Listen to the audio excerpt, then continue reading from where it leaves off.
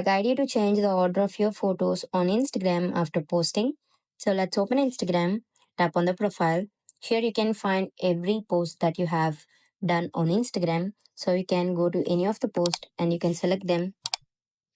If you need to change the order, you can tap on three dots over there. You can tap on edit. And from here, if you need to drag this photo to be first and if you need to be this photo to be last, all you can do is that you can tap on this delete icon over there.